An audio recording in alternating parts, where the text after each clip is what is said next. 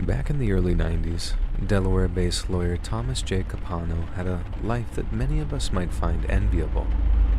He was a prominent and prosperous former state prosecutor with high-ranking political connections, and even ran a profitable home construction business during his spare time. He also had a large and loving family consisting of a wife and 4 daughters. But by 1993, his marriage was falling into a downward spiral. Then, right as his marital dissatisfaction was at its peak, he met a young, single woman by the name of Anne Marie Fahey. Fahey was employed as a congressional scheduling secretary who had met Thomas Capano after meeting with Congressman Thomas Carper. Capano and Fahey began a romantic relationship shortly afterward, and as much as they tried to keep their affairs under wraps, it became known to an increasing number of friends and coworkers as the years dragged on. Fahey wasn't the only woman that Capano seemed to be having an affair with, but it seems that Fahey was his primary paramour for the following 3 years. From what I can gather, Capano treated Fahey gently and romantically at first, but as time went by, he grew more and more controlling, overbearing, and violently jealous. When Fahey attempted to end the relationship, Capano refused to allow her to leave him, and told her if she even dared to try, he'd destroy her political career. So instead of risking another confrontation, Fahey reportedly began secretly dating other men and went to great lengths to keep it a secret from Capano. The last known sighting of the couple was on June 27th of 1996, when they met for dinner to once again discuss their relationship. But after that, it was like Anne Fahey had simply dropped off the face of the earth. 2 days later, after becoming increasingly concerned for their daughter's safety, the Fahey family reported her missing. Not long after the missing persons report was filed, an agent with the FBI's Baltimore office heard about the case and offered his assistance to local authorities.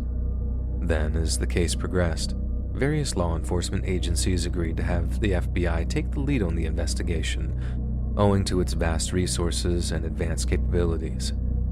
When the FBI learned of Fahey and Capano's affair, investigators quickly zeroed in on him as their #1 suspect. When questioned by police, Thomas Capano claimed that he had invited Fahey to dinner over in Philadelphia, the goal of which was to resolve the problems in their relationship.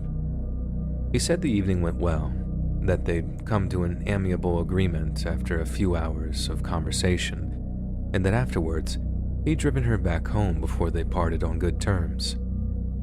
The FBI agents were almost sure that Capano was lying to them, but in order to prove it, the team was forced to use a number of creative investigative techniques to determine what had actually happened that night.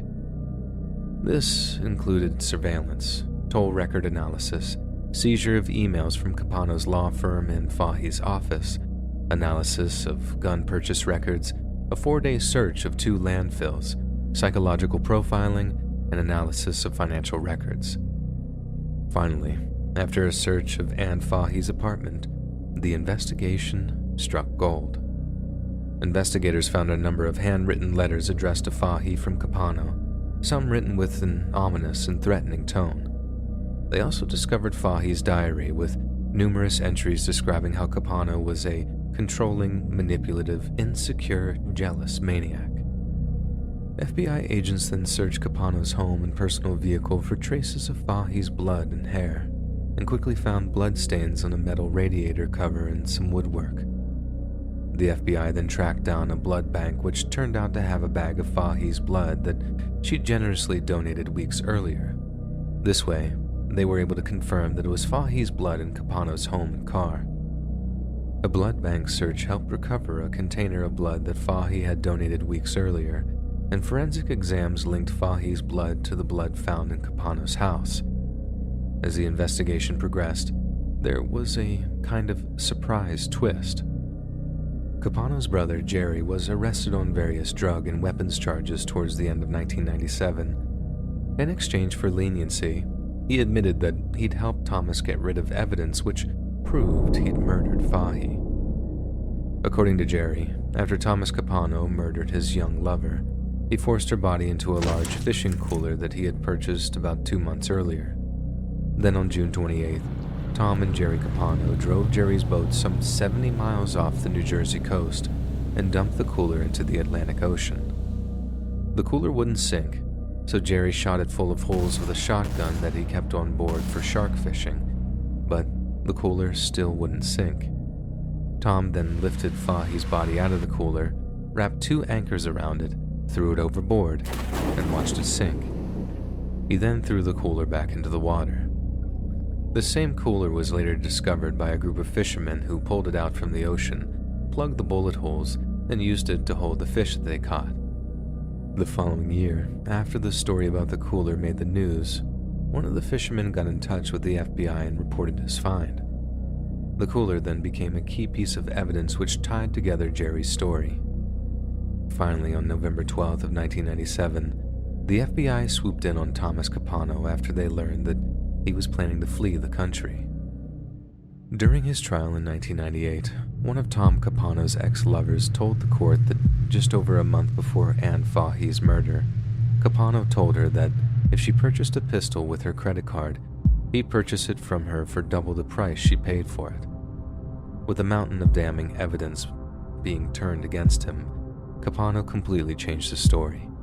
He claimed that the pistol-purchasing lover walked in on him and Fahey while they were being intimate, and had been so distraught by the sight that she actually threatened to take her own life with the gun she'd bought. Capano then claimed, as he tried to stop her, the gun went off by accident and killed Fahey. Capano said he then disposed of the body to protect himself and his lover. It made for a compelling story, but it was one the jury simply did not believe, and on January 17th of 1999, they pronounced him guilty for the murder of Anne Marie Fahey. Initially, Thomas Capano was sentenced to death for his crimes, but after a lengthy appeals process, his sentence was downgraded to life in prison without parole. Ironically, Capano later instituted his own death sentence in 2011 when his body was found hanging in his prison cell by prison officials. Efforts were made to revive him, but it was far too late. Capano was dead by his own hand. Anne Marie Fahey's body was never officially found, but we can assume that it's somewhere at the bottom of the Atlantic Ocean, not far from the New Jersey coastline. She might not have received a proper burial, but she certainly got the justice she deserved, as the man who took her life became so racked with pain, regret, and loneliness that he simply couldn't go on living anymore.